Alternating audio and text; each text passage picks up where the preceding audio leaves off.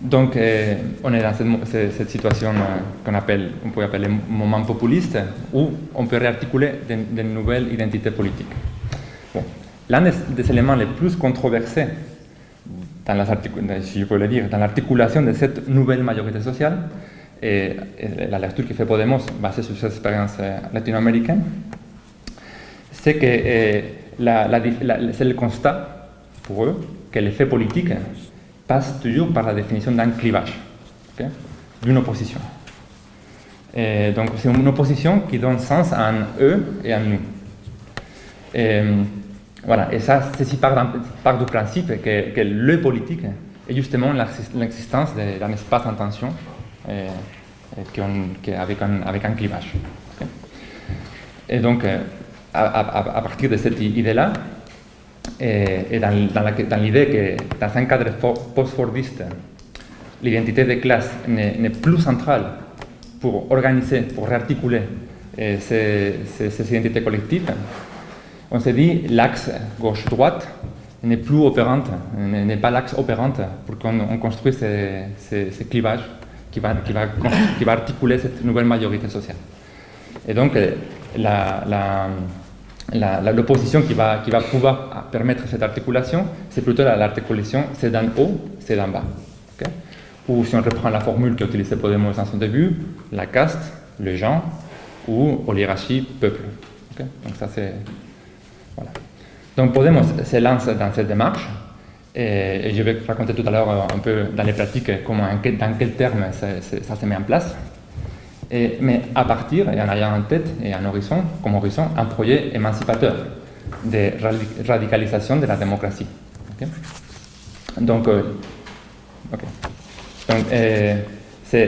l'idée c'est de construire des institutions populaires où les problèmes des classes populaires soient vraiment au cœur programmatique, des propositions programmatiques. Mais on voit bien que cette articulation, qu'on pourrait appeler une articulation populiste de gauche, si on pense à l'horizon et à la proposition programmatique, est une possible. Mais ces moments populistes, où cette articulation peut avoir lieu, peut être aussi pris par une articulation qui met en place d'autres clivages. Donc, par exemple, un clivage qui, en plus de celui du haut en bas, soit ceux d'ailleurs, ceux d'ici. Donc, ce qu'on pourrait appeler un populisme qui restreint la démocratie, un populisme qui est autoritaire, qui va contre l'émancipation des gens. Okay? Donc, ces possibilités sont là.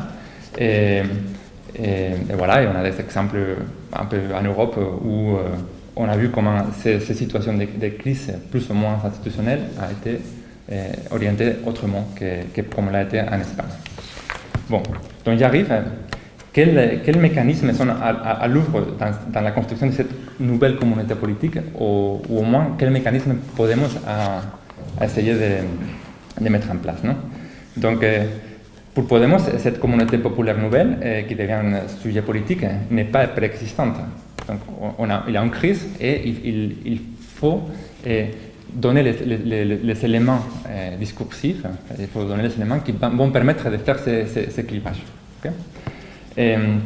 Donc, un constat de Podemos, c'est que les identités politiques ne sont figées, ne sont fixes, sont dynamiques, sont en transformation continuelle.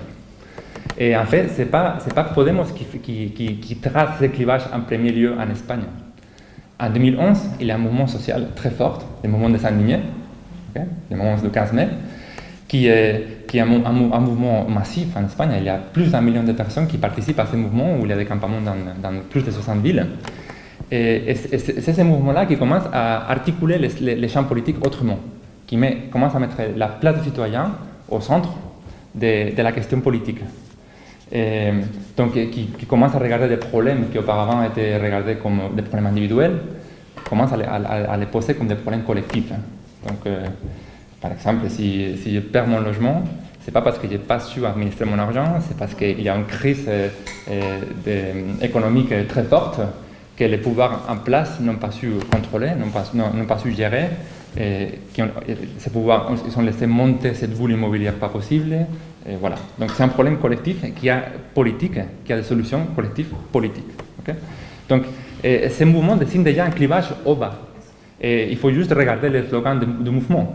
Les slogans du mouvement sont, les premiers slogans ou les plus répandus sont « Nous ne sommes pas des marchandises dans les mains des politiciens et des banquiers ». Ça c'est dans les slogans.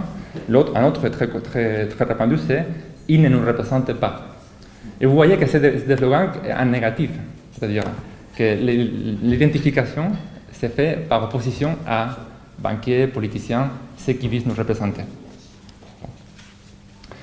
Donc, à partir de cette j'insiste sur la lecture de la situation, la conjoncture des crises institutionnelles, crises organiques, et les bases que ce mouvement des indignés a déjà mis sur la table, Podemos base son projet et son organisation sur 4 éléments. Donc, premier élément, la mise en avant d'un récit qui fait un diagnostic de l'histoire passée, qui permet de nous retrouver tous, ou cette grande majorité sociale, dans les relations d'échelle du pouvoir. C'est un récit qui fait constat, qui identifie les douleurs partagées, le chômage, la question du logement, et qui donne un sens collectif et transversal à cette communauté par rapport à ces clivages. Okay? Donc l'idée avec ce récit, c'est de construire des identifications collectives, c'est-à-dire des gens qui puissent se projeter dans cette analyse de la situation et dans les solutions à cette analyse de la solution. C'est-à-dire qu'on puisse inventer un avenir en commun à partir de ces récits qui partent du constat de la situation économique et sociale.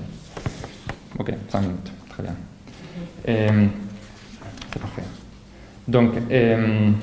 Donc cette question du récit, on peut l'encadrer plus généralement dans la bataille pour imposer dans la sphère publique son idée de sens commun. C'est ce qu'on appelle la bataille culturelle. Okay? Donc de normaliser nos points de vue, le point de vue des classes défavorisées, des classes populaires, de ceux qui ont des difficultés au quotidien. Okay? Donc c'est vraiment la question de politiser le quotidien.